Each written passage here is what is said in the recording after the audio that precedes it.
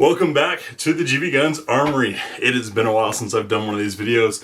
I'm sorry guys, I've had a lot of life stuff going on lately, and mind you, if you didn't know, I have a real job, so there's also that stuff going on too. I do not have the luxury of being a stay-at-home influencer.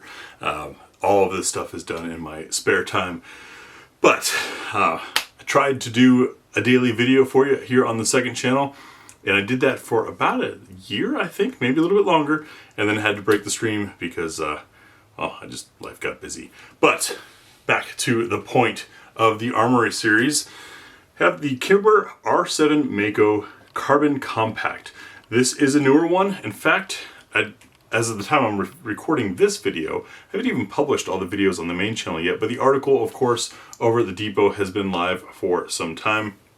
If you're new to the way things work here, patrons get stuff first, then I publish on the article on the website, and then comes the videos on the main channel. So it's not the first place to get stuff. But anyways, and pardon the hair, I will be getting a haircut this week because in a couple days I'm headed to Finland, where I've never been before. Been to, I believe, 28 countries. Maybe it was 31, I forget. But never Finland, so that'll be an interesting trip. I'm getting to help an industry company in exchange for going on the trip. I'm taking vacation from my real job and going to help out some industry friends, so it should be good.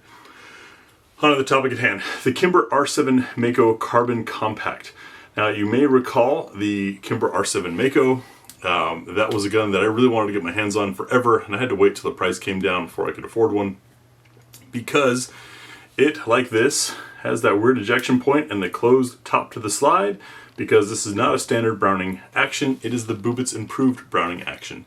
In fact, the R7 Mako Micro Compact is basically a one-for-one carbon copy of the Bubitz Bro, put out by the son of Wilhelm Bubitz, who, of course, created the BB-Tex BB6, which was his attempt to break in with his own gun. But as a designer, he's done stuff for Glock, for Walther, for Caracal, for Steyr, for Canik, and the list goes on. A lot of things that we take for granted or accept as now standard or things like that on modern pistols actually have their roots with some of Bubitz's designs. But this action type has the barrel lockup happening at the back of the hood instead of the front of the hood like on a standard Browning action. As a result, the barrel does not have to tilt as much, so you end up with less weight shifting in hand, which is part of what you're trying to control while firing, is that violent shifting of weight in hand. It also means that the feed ramp on the barrel has to be shorter, which allows the barrel to sit a little bit lower. So a lot of neat features there, but what really excited me about this is a true compact. We've got 15 round capacity, about a 4-inch barrel-ish, a compact size gun using that action. And previously in the US, that hasn't been an option.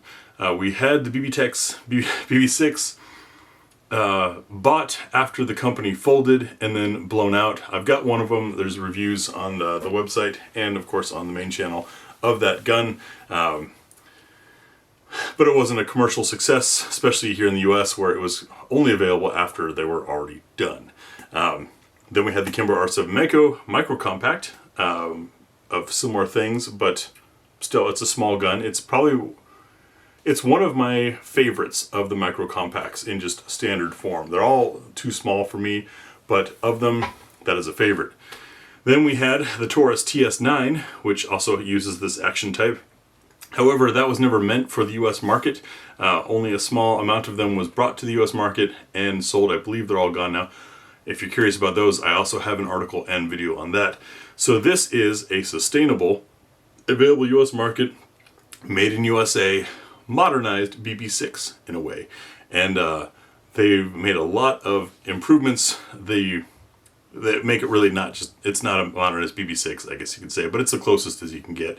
But the ergonomics on here, take a look at that trigger guard undercut. See that C shape right there? That, for my hands, is amazing.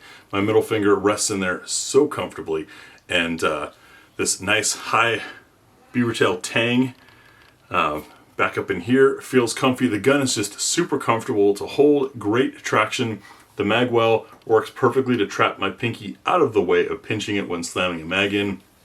Ambidextrous controls, which was also something that Bubis loved.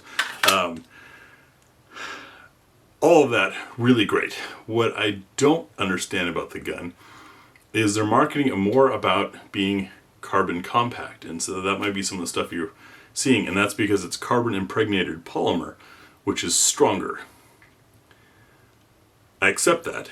I haven't tested it. I'm not going to try to break this gun versus breaking my other guns and see which one breaks easiest. That's just dumb. But, and I said this to the Kimber rep that I spoke to at TriggerCon, I can't recall the last time I had a frame break.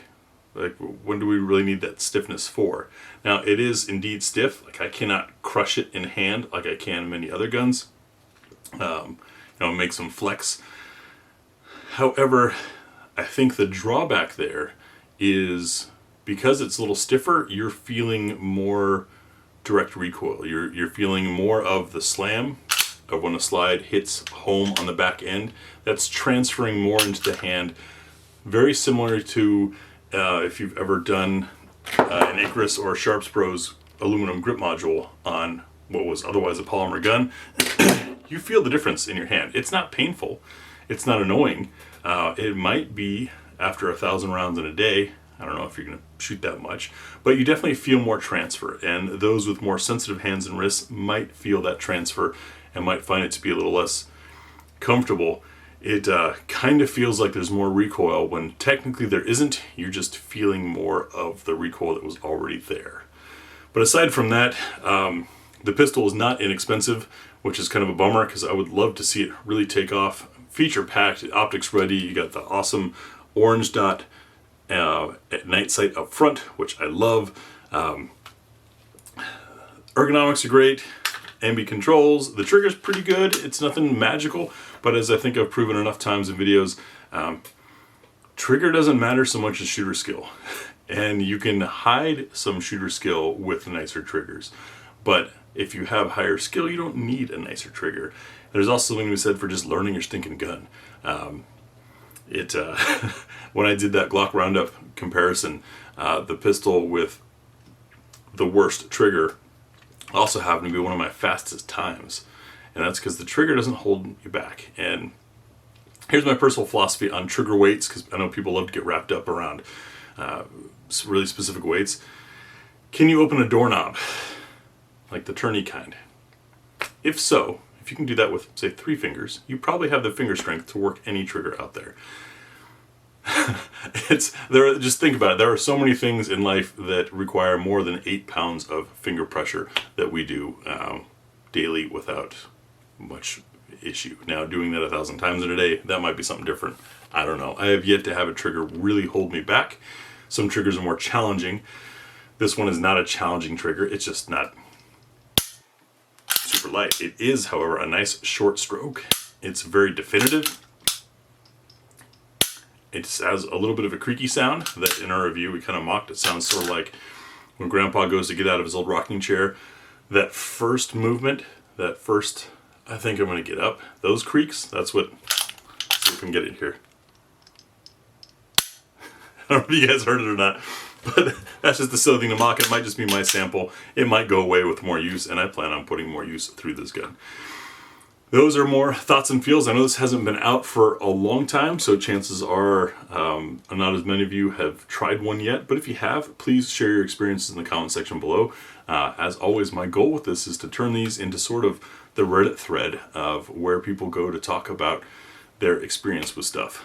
So if you have handled shot or know someone or have heard stories, preface first with what that experience actually is if you heard it or did it yourself, but please share it in the comments below. That's the Kimber R7 Mako Carbon Compact for GBGuns Armory, and we'll see you guys in the next video. I can't promise every day anymore. Things are a little busy.